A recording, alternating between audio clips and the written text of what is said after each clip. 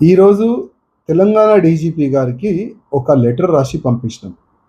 ఆ లెటర్‌లో ఏం రాసినామంటే డీజీపీ గారు, ఎంఐఎం ఎమ్మెల్యే గానీ, ఎంఐఎం కార్పొరేటర్ గానీ, ఎంఐఎం గుండెలు కార్యకర్తలు గానీ మెహందీపట్నం కాకుండా వేరే వేరే ప్రాంతంలో అక్రమంగా గౌలని తరలిస్తున్నారు.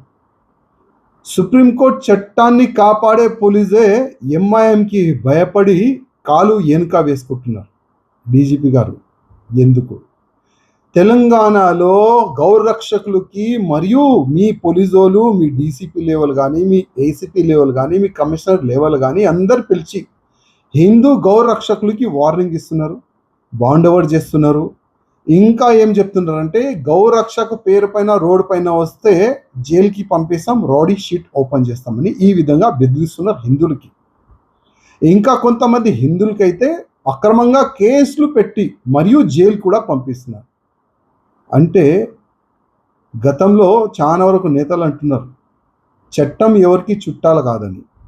మళ్ళా వీళ్ళకి వర్తిస్తుందా అంటే చట్టం ఎంఐఎంకి చుట్టాలుగా అయిపోయింది.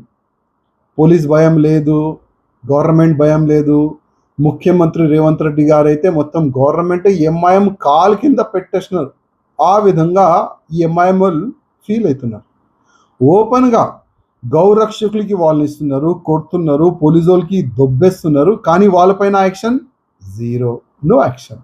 ఎందుకు డీజీపీ గారు, ఎందుకు కమిషనర్ గారు అడుగుతున్నాం.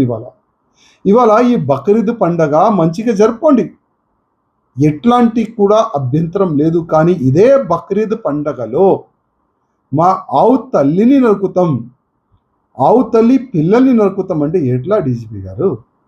ఇవాళ మాకు మీ ఆఫీసర్లు ఫోన్ చేసి చెప్తారు ఈ బక్రీద్ పండగకి ఎట్లాంటి కూడా కమ్యూనల్ వైలెన్స్ కాకుండా కొద్ది చూడండి. తెలంగాణ మనది, లా అండ్ ఆర్డర్ మెయింటైన్ చేసే మన అందరిది బాధ్యత. మీరు కూడా ఒక ప్రజా నాయకులు, ఆ విధంగా డైలాగులు పోలీసులు కొడుతున్నారు. మళ్ళీ అదే మీకు అడుగుతున్నాం, మేము రెడీ.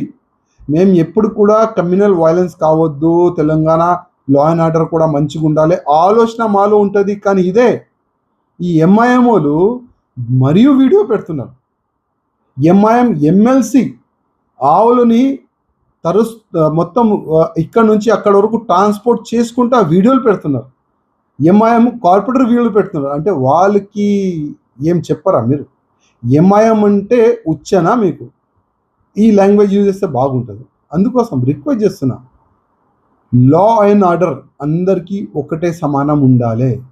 సుప్రీంకోర్టు చట్టాన్ని కాపాడే బాధ్యత పోలీసు వాళ్ళకి ఉంటుంది. నేను రిక్వెస్ట్ చేస్తున్నా, ఈ బక్రీద్ పండగలో ఒక్క ఆవు కానీ, ఒక్క ఎద్దు కానీ, ఒక్క దూడ కూడా కట్ కాకుండా చూడండి. రిక్వెస్ట్ చేస్తున్నాం, దండం పెట్టి రిక్వెస్ట్ చేస్తున్నాం. లేకపోతే మాకు ఫ్రీడమ్ ఇవ్వండి. ఎక్కడ ఆవులు, ఎద్దులు, దొడలు ఉంటే అక్కడ గుసాంచనికి మాకు పర్మిషన్ ఇవ్వండి. మేము రెడీ ఉన్నాం, అన్నిటికీ రెడీ ఉన్నాం. కొట్టనికి రెడీ ఉన్నాం, జైలుకి పోనికి రెడీ ఉన్నాం. ఎంఐఎం గుండెలకి కూడా ఏ విధంగా సమాధానం ఇవ్వాలి ఆ విధంగా ఆ స్టైల్లో సమాధానం ఇవ్వని కూడా మేము రెడీ ఉన్నాం. డీజీపీ గారు వన్ సైడ్ పనిచేస్తున్నారు, మీరు పోలీస్ కమిషనర్ గారు వన్ సైడ్ పనిచేస్తున్నారు, పోలీస్ డిపార్ట్మెంట్ వన్ సైడ్ పనిచేస్తున్నారు. చెక్ పోస్టులు కూడా షోపుటగా పెట్టినారు. అదే చెక్ పోస్ట్లో ఇదే ఎంఐఎం వాళ్ళు పోయి బలవంతంగా బండ్లు ట్రాన్స్పోర్ట్ చేస్తున్నారు. మొత్తం ఇక్కడ నుంచి ఆ ఏరియాకి మొత్తం ట్రాన్స్పోర్ట్ చేస్తున్నారు. డీజీపీ గారు రిక్వెస్ట్ చేస్తున్నాం, లా అండ్ ఆర్డర్ మంచిగా ఉండాలంటే కొద్దిగా ఈ ఎంఐఎం గుండెల్ని జైలుకి వేయండి, లోపటేయండి. ఆ ఎంఐఎం ఎమ్మెల్యే పైన మీరు ఏం యాక్షన్ తీసుకున్నారు అది కూడా తెలంగాణ ప్రజలు ముందు పెట్టే బాధ్యత మీకు ఉంటుంది.